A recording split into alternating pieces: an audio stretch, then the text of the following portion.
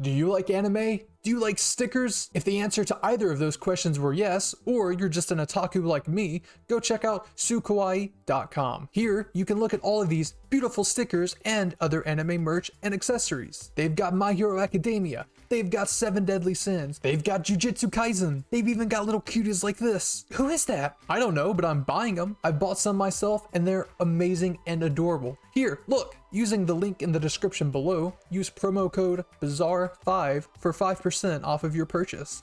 That's promo code BAZAAR5 for 5% off of your purchase. I mean, seriously, look how cute!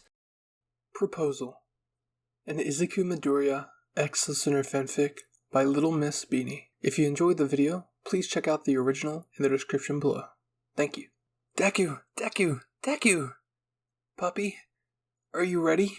The messy green-haired freckled one said, tapping the front of his shoe against the floor as the two of you headed out. Coming! You shouted, as you ran towards the front door, putting on your shoes. You linked your arm with your man, the pro hero named Deku. To you, he was Izuku, the man who turned your world upside down when he saved your life. You would have never thought that the two of you would get close, considering how you were a mere civilian caught in trouble with a villain. Back then, you were so scared. But his smile reassured you. The pain in your leg was excruciating and you couldn't even walk. It was a massive villain attack and he was the beacon of hope that brought you out of danger. He had carried you on his back, while expertly evading the villain. The wind blew in your hair as he jumped from building to building. Even after the crisis was averted, he would visit you in the hospital. You thought that he was just visiting all of the victims from that day, but you accidentally overheard the nurses talking to him in the corridor. The nurse had noticed how he had come every day to visit only you, and he laughed nervously as he told her that the reason was a secret. You rushed back to your bed and pretended to be asleep. It was then that Izuku confessed his feelings to you, thinking that you were asleep. The way your face turned the color of tomato gave you away instantly, and the two of you just panicked.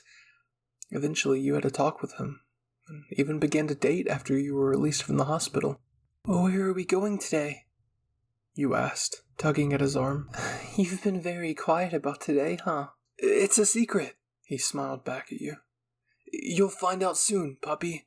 Just like the reason you were visiting me every day without fail 2 years ago, you teased. That secret didn't last very long.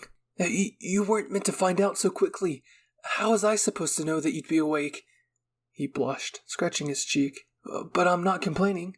I got you to promise that we'd go on a date after you got discharged from the hospital. If not for that, we probably wouldn't have gotten together. At least, not as quickly. He continued to mumble as he talked about how he thought it could be if you were asleep that day, and you happily listened to him ramble. You loved how he would get stuck in his thoughts, and the way his brain worked was always so interesting. Following his lead, the two of you walked to somewhere you didn't recognize. It was a little distance from your shared home, and partway through he stopped mumbling about what-ifs. The closer you got to the location, the more nervous he seemed to get. What you didn't know was that there was a little box hidden in his coat pocket, and that he had been fidgeting with it the whole time. It was a miracle that he didn't accidentally start monologuing and rambling about his plans for today. Izuku had never been good at hiding things from you, since he would just be happy to talk to you, whatever it was about. Oh, we're here, he said, looking up at the giant Ferris wheel. Come on, let's get in the line, puppy. Wow, this is huge, you gasped as the two of you stood in the line together. Oh, it's a little chilly. Give me your other hand. He held out the hand that had been in his other pocket the whole time. Can't have you cold now, can we? Okay. You giggle as he rubbed and breathed the gap between your hands too, making them warmer. His cheeks were rosy as he held both of your hands tightly. They became just a bit warmer. Your faces were close together as you heard someone yelling from behind you. Turns out, Izuku got recognized. It was no surprise, and he was one of the up-and-coming pro heroes, and you seemed to fade into the background. You knew this would happen, as it always did when the two of you went out in public. Izuku dealt with the fans and the reporter who were showering him with praise and questions. The good thing was that the line had moved in the meantime. It was now your turn to get into the pod of the Ferris wheel. His hand never let go of yours as he did his last autographs, before pulling you inside. The feeling of the warm heating of the wheel covered the two of you, warming you to your core. Izuku immediately pulled you into a tight embrace, kissing your temple.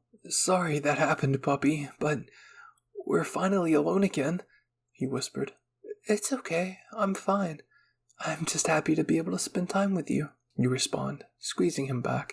He let you go after a few minutes, and you looked into his green eyes, twinkling with excitement.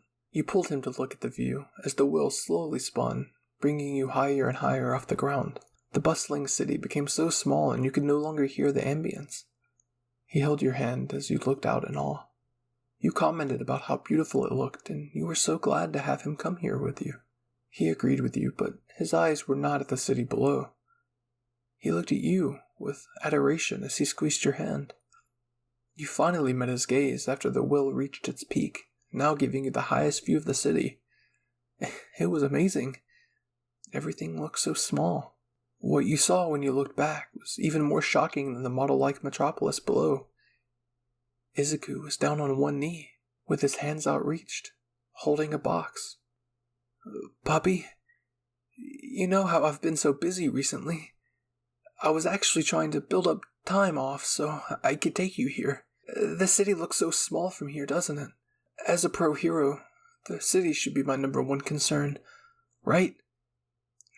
But even when I'm working, I can't stop thinking about you. The way you smile, the way you talk, the way your kisses feel, the way your body fits so perfectly in my arms. He began as he took one of your hands in his. Nothing matters to me more than you, puppy. Will you do me the honors and make my dreams come true? Make me the happiest man in this universe, the one who has the privilege to be your man for the rest of our living days. I'm all yours, no matter what.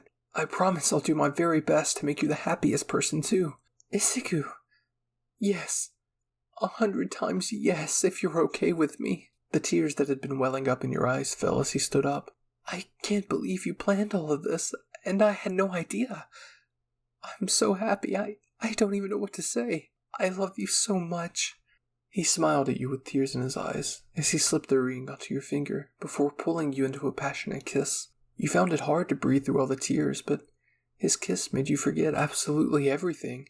It didn't matter that the view from up here was the most astounding thing you had ever laid your eyes on.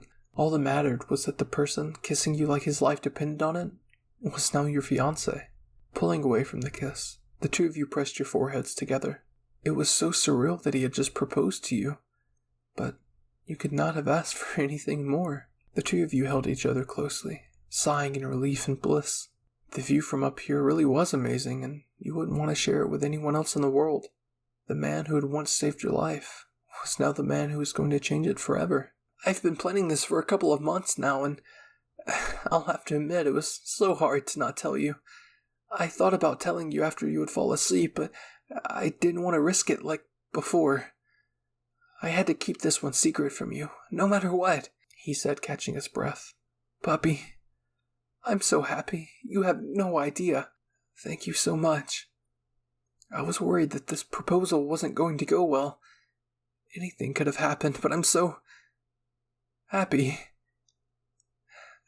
I don't even know what to say right now. I love you so much, puppy. I hope you guys enjoyed this cutesy Izuku Midoriya ex-listener fanfic. If you did enjoy the video, please leave a like, subscribe if you're new to the channel, and leave a comment down below. Who do you want to marry in the My Hero Academia world? Let me know. Anyways, that's enough from me. My name is Bazaar, and I'll see you weebs in the next video. Cue the outro.